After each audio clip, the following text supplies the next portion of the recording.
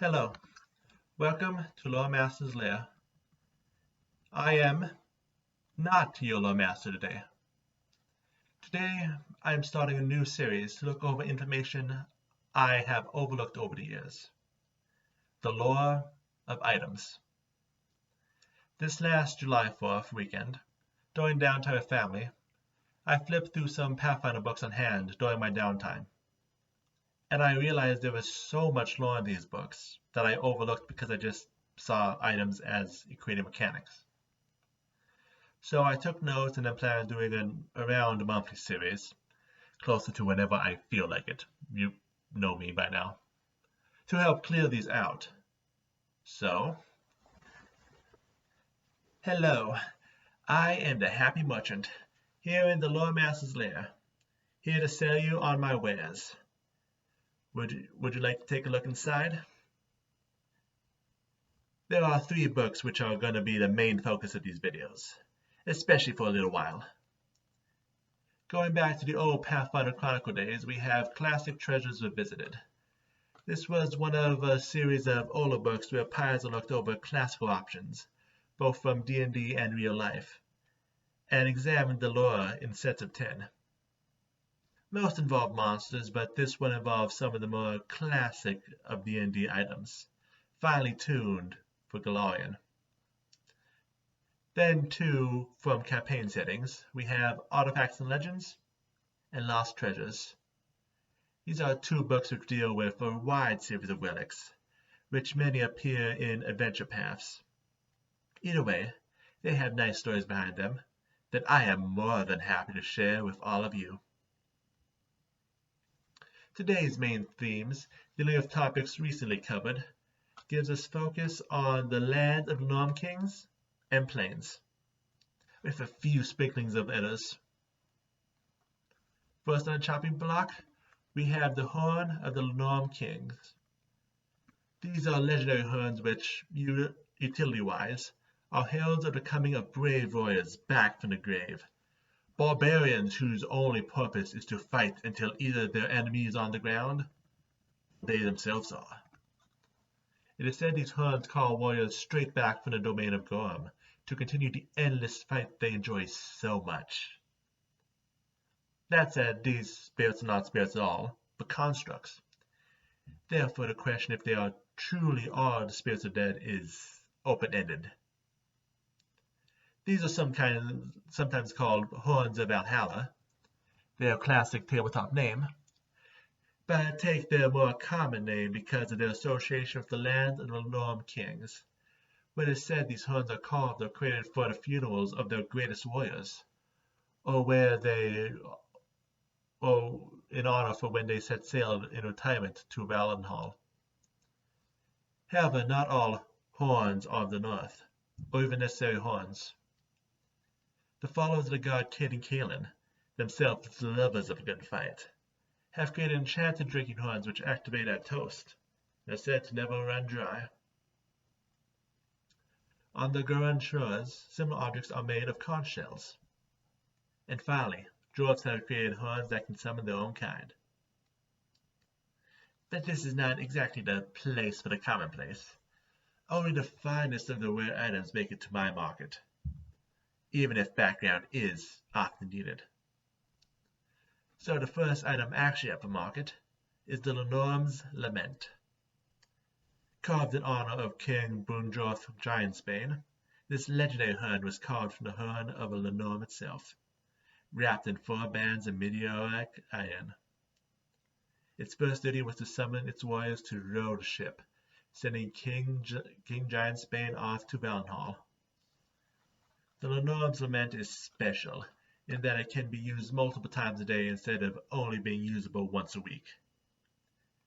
However, it is said to be cursed. Some say that if someone were to blow the horn 3 times, they'd be destined to die by next dawn. It's currently lost. The last owner, Clepir Redbeard, blowing it with his last breath in a battle below the frost tower of Icespire. It is said that after his death, every past owner of the horn was summoned, watching over the warriors and the horn's grave until this day. Up next on the docket, more information is needed for our next item. Let's take our Vorpal swords in hand. The first Vorpal sword appeared in Lewis Carroll's poem The Jabberwock, where the blade was used to slay the Fey Dragon. Like Gray's Angalarian, the blade is associated with the beast, it being said the first Vorpal sword was made to slay the first Jabberwock. This sword is known for one thing and one thing alone. 1, 2, and through, the Vorpal sword went snicker-snack. All Vorpal blades have a 20% chance of instantly beheading the target. On Galarian, the ability to instantly behead others is a divisive topic. In Talon, Chiliax, and Kidari, they make good items for executions.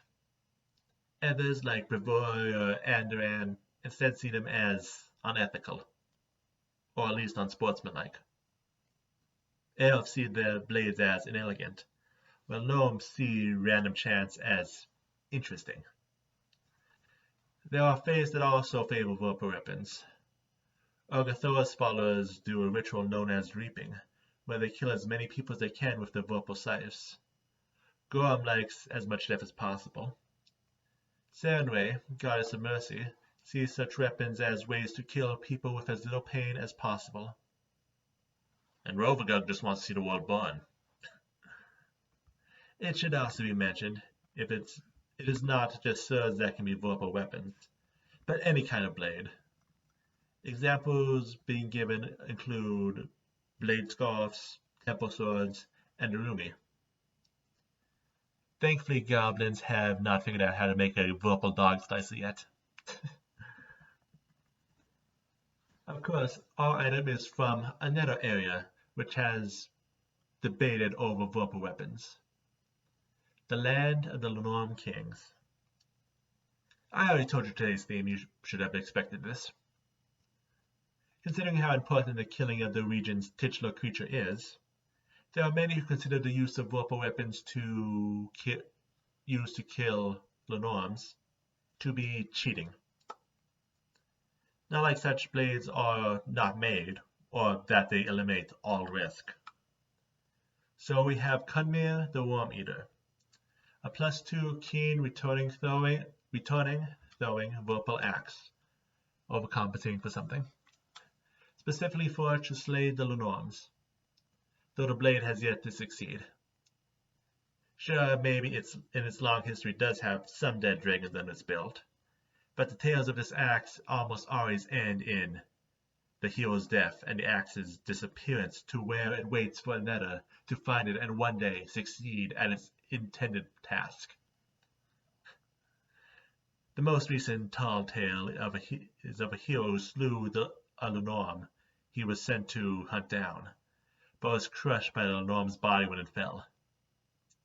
If you find an axe in some far-off bog in the north, here's helping fates on your side, kid. So we went through a few general items. I have one more that needs a bit of backstory, but let's take time to go through one that needs some less explanation.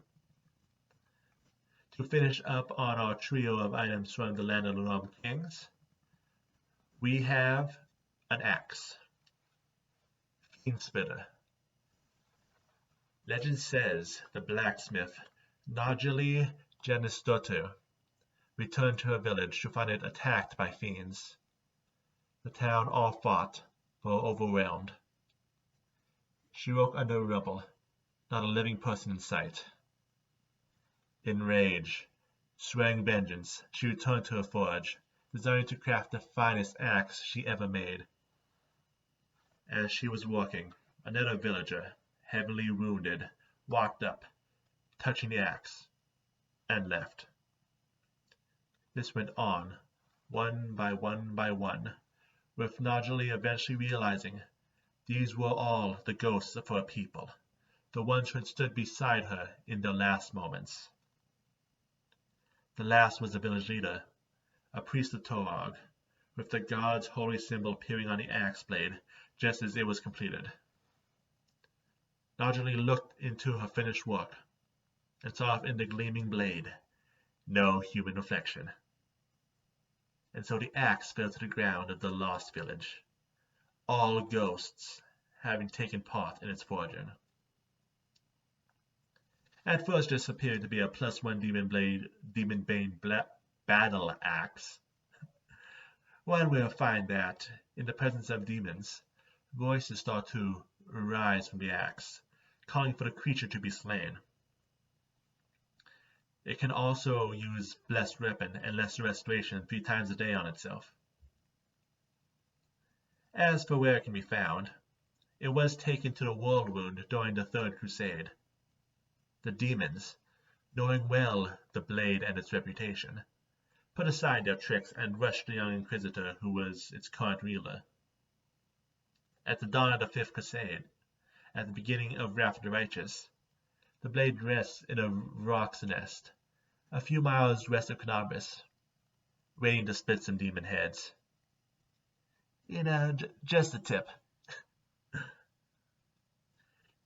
Now, before we pull the interdimensional merchandise out of the bag, we recently talked about Kionin and the elves. So let's look at another battle axe. Blackaxe, the weapon of the Nazgul demon lord Tegresin. When Tegresin tried to rebel against his father Sif Vasug, he built an axe out of the stone of the demon lord's own realm. Unfortunately for him, the rock did not turn against the domain's master, and therefore could not truly harm Sif Vasug. So Tegresin was banished, with a stone axe continuously dripping his father's poisonous blood. This is a +5 Plant Bane demonic great axe we are currently dealing with, which does a d6 of acid damage, which it also Tegresin can call to his hand, see through it if Nether is using it, and cast spells through it. So yes, he does often lend out to anyone who is desired to tear down a few of his hated enemies. Or trees. Well, trees might be his hated enemies. He also likes letting his enemies borrow this weapon, just so he can pull it back so whenever it's at the worst for them. Might want to think a little before taking this off my hands, or it might be taken off your hands. We move on to an assortment of planar paraphernalia next, starting with the Scroll of Kakishon. You remember Kakishon, right? Briefly mentioned it in my video on Demi-Planes. Yeah, well, the Archmage next created it just to prove he could. It mostly being a vacation home, pleasure paradise, and so forth. Partially created with the binding of proteans. As his rivalry with the Nrizza Geb ramped up, this little side project was forgotten. This scroll, the way into the plane, eventually found its way into a market in Katapesh, where it was recently used to trap an army of Efreet. Trapped because there is no way out until someone else comes in. Nothing much more to say. If you want more, just watch more of my videos. But no, honestly, pretty straightforward where. What's that? You desire an object which allows you to go to multiple planes? Then let's look at a third type of rare item which we have a unique artifact among them. The Well of Many Worlds. These cloth mats, when opened and set on the ground, cause a portal to open up to another plane. These portals function much like the gate spell. However, this is a way for one to open a portal without high spellcasting abilities. But it also creates a gate that remains open as long as the map remains in place, and allows someone on either side to travel through. It can also only be closed, and is easily closed at that, from one side, and by its nature almost impossible to bring with you. there being many tales of people ending up trapped in another world because of these items.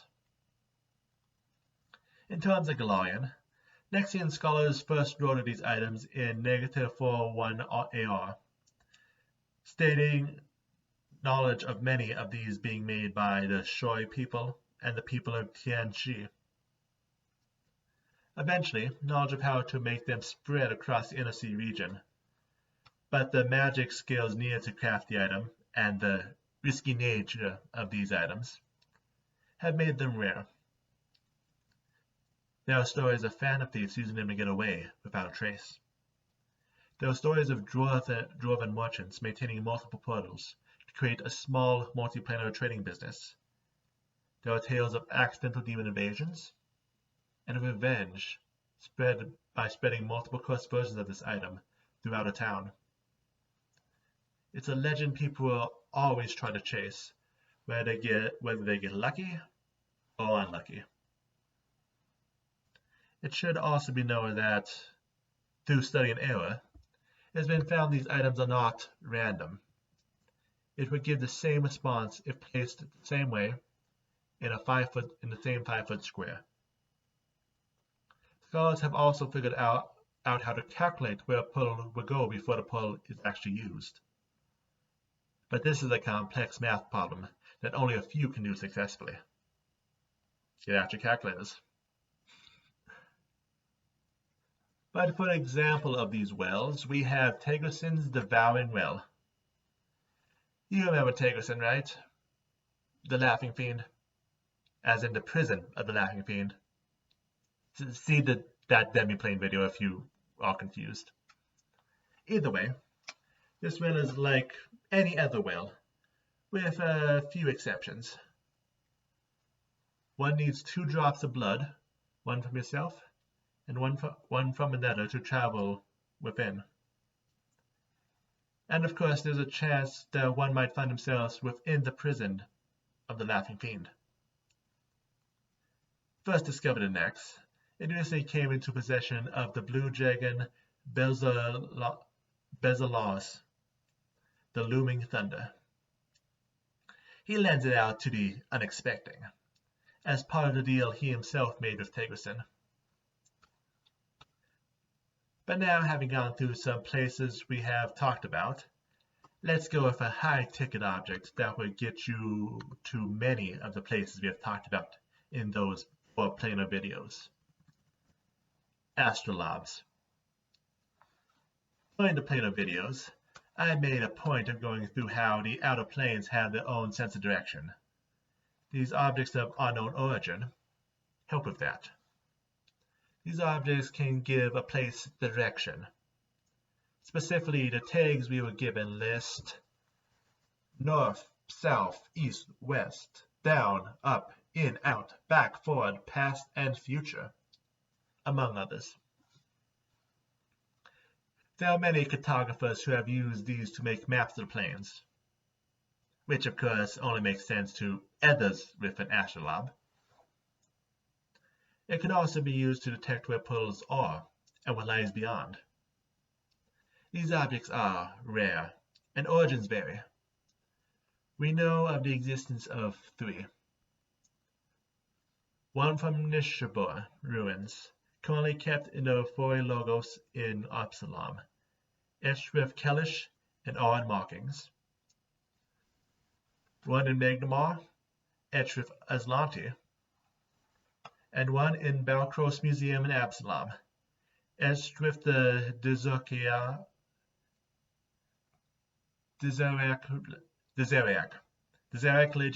language of the Shadow Planes. For our final planar offering, we have an artifact of mass destruction which offers exceptional planar power. The Codex of Infinite Planes. This artifact was created by the Titans long ago, where they looked upon the gods and all they created, and grew jealous at that power. So they tried to create an artifact in an attempt to match these powers. Well, they failed, and rarely attempt to result in a war that caused the Titans to be bound.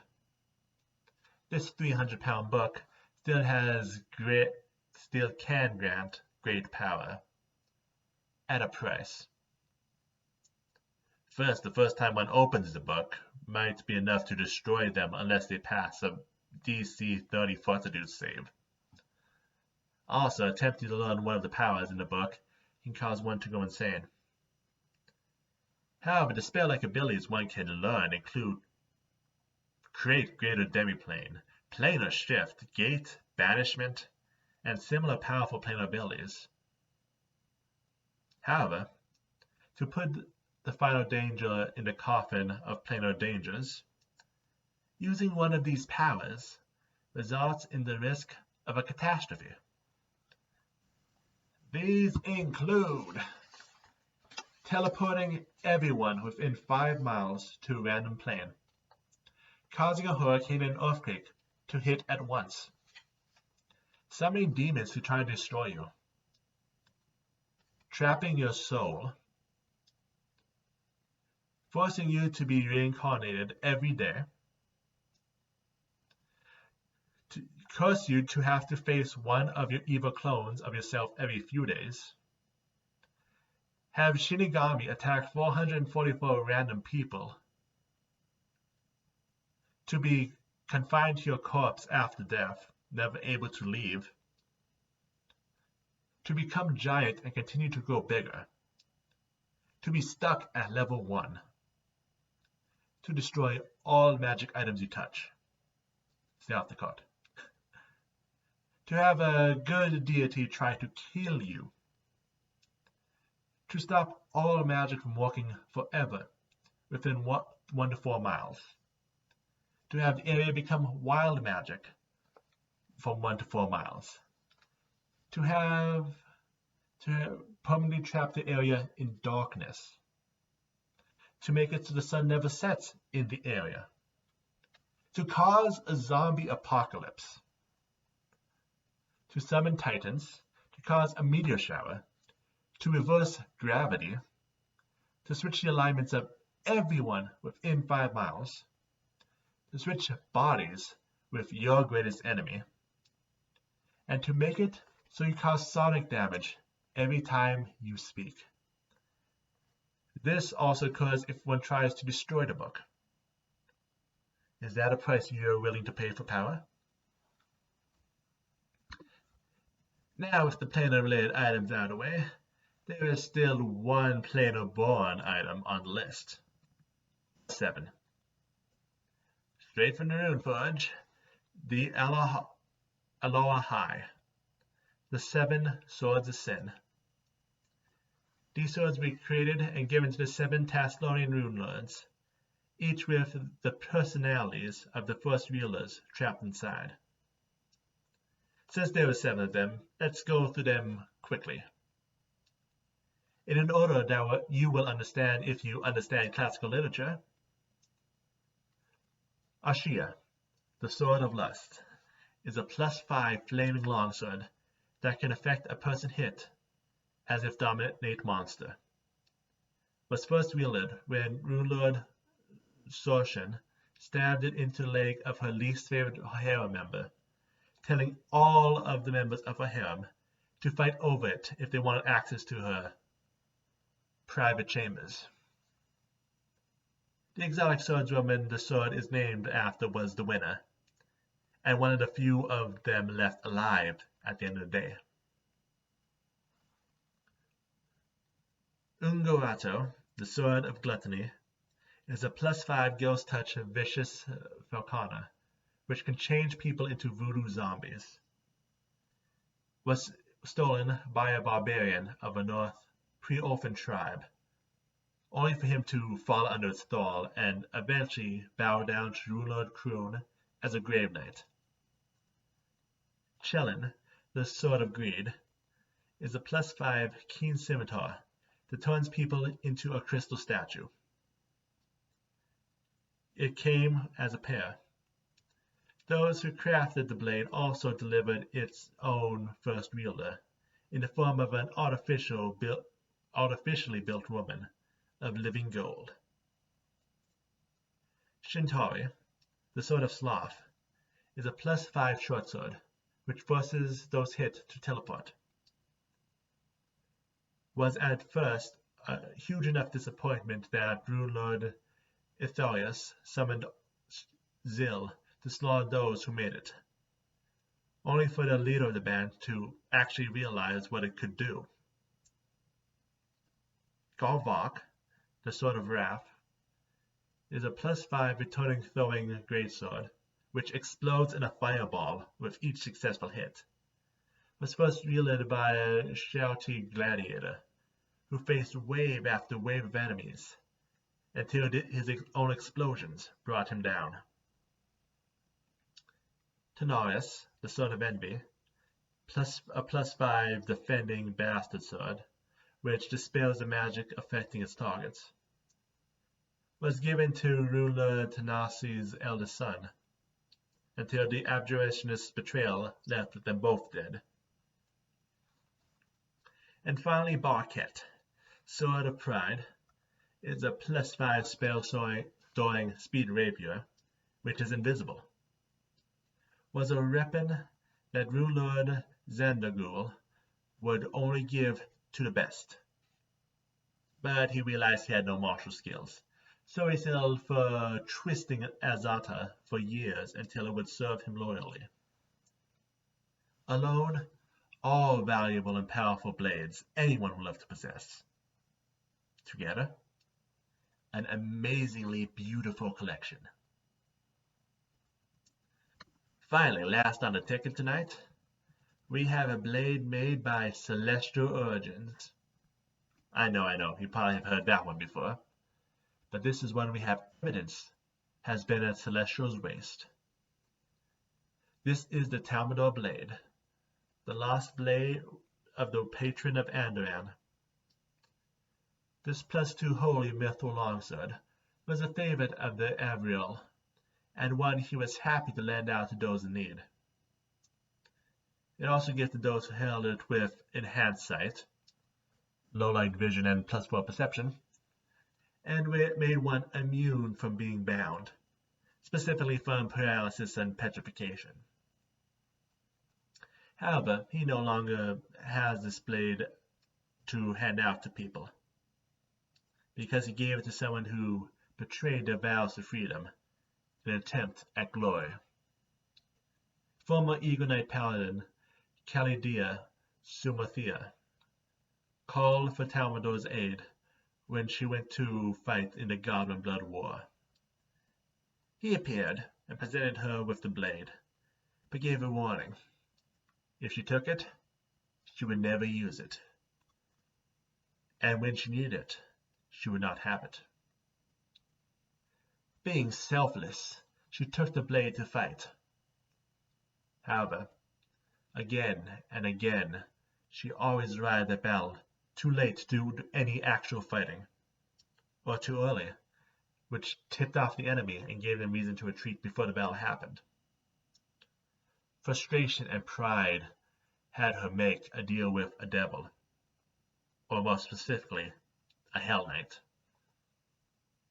She asked to join the Order of the Godclaw to ensure that she would be on the front lines. The then lictor agreed, on the condition she give up her blade, saying it would only distract her. And so she gave the Hell Knights her sword, and the next battle died from an assassin while wearing holy plate mail. Hell Knight plate mail, not holy plate mail, it's the exact opposite. Died from an assassin in Hell Knight plate mail, never accomplishing anything. The sword which rings for freedom is now in the hands of a devil, and even if he is slain, the Hell Knights will claim they, legally, have ownership of the sword, and it should be returned to them if ever taken. And as always, the boons of glory are lost due to pride. Some kind of real political message could probably be drawn from that, but I think we should probably stop here. And that's all in stock today. Thank you for taking time to look at my wares.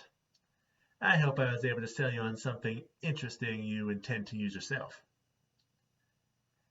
And I hope you look forward to next month's selection. I already know where the caravan will come back around, and what I will have in store for you then. That being said, next week we'll be covering, well, not in a country per se. It is too far gone for us to approach it like that. Let's count this as our first history video over geography, along with an interesting addition related to something coming soon from Paizo. I hope you're ready to tune up your game.